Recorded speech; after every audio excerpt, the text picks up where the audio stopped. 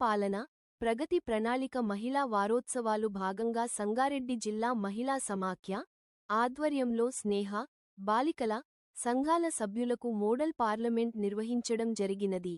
శాసనపరమైన కార్యకలాపాల యొక్క ఒక విద్యాపరమైన అనుకరణ. ఇందులో పాల్గొనేవారు పార్లమెంట్ సభ్యులుగా, మంత్రులుగా మరియు సభాపతిగా పాత్రలు పోషించి విధానాలపై చర్చించడం, బిల్లులను ప్రవేశపెట్టి ఆమోదించడం మరియు ప్రజాస్వామ్య ప్రక్రియను ముందుకు నడిపించడం వంటివి ప్రధాన లక్షణాలు. పాత్ర పోషణ. ఇందులో పాల్గొనేవారు నిర్దిష్ట రాజకీయ పాత్రలను పోషించారు. దీనివల్ల వారు తమ వ్యక్తిగత నమ్మకాలను తమ పార్టీ లేదా నియోజకవర్గం యొక్క వైఖరితో సమతుల్యం చేసుకోవలసి వస్తుంది.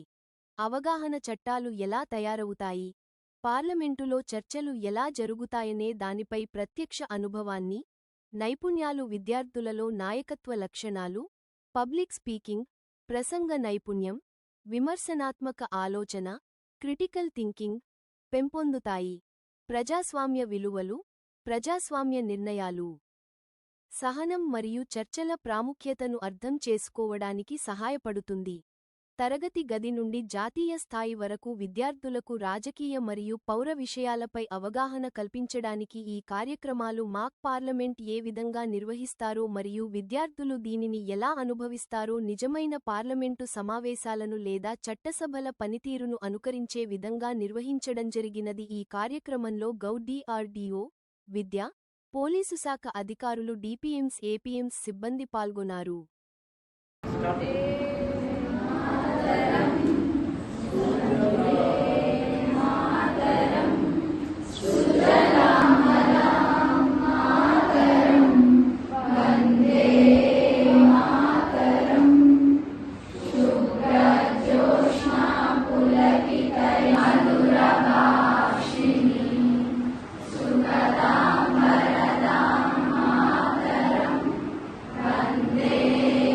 యొక్క ముఖ్య లక్ష్యాలు.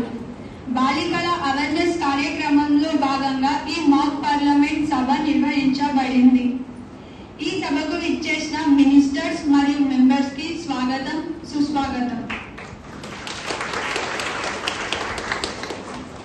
మన గ్రామాలు, పాఠశాలలు మరియు సమాజంలో బాలికలు ఎదుర్కొంటున్న సమస్యలను చర్చించి వాటికి పరిష్కార సూచనలు చేయడానికి ఈ బాలల పార్లమెంట్ నిర్వహించబడుతుంది. ప్రతి ఒక్కరూ ధైర్యంగా మాట్లాడాలి. నిర్వహణ విధానం. ముందుగా అందరికీ నమస్కారం.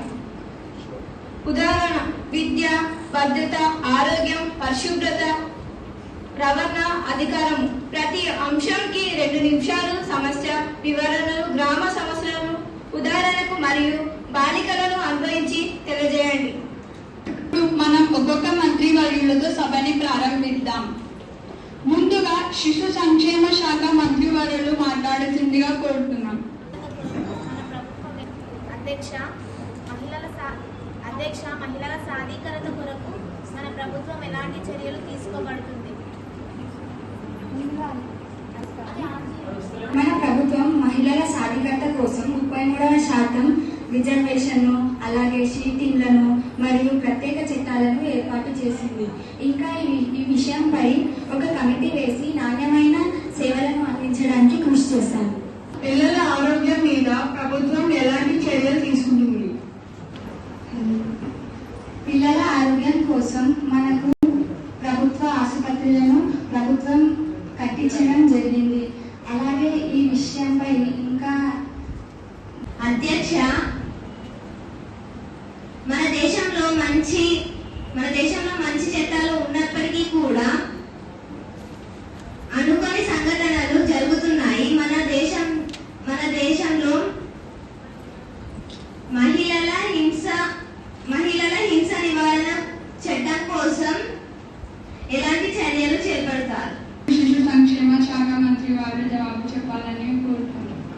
మన ప్రభుత్వం మహిళా సంరక్షణ కోసం ఫాస్ట్ ట్రాక్ కోర్టును ఏర్పాటు చేస్తాం అని మరియు ఇంకా అవసరమైన చోటులో ఈ ఫాస్ట్ ట్రాక్ కోర్టును అమలు పరుస్తామని, అలాగే ఈ విషయం పైన కఠిన చర్యలు తీసుకుంటాం.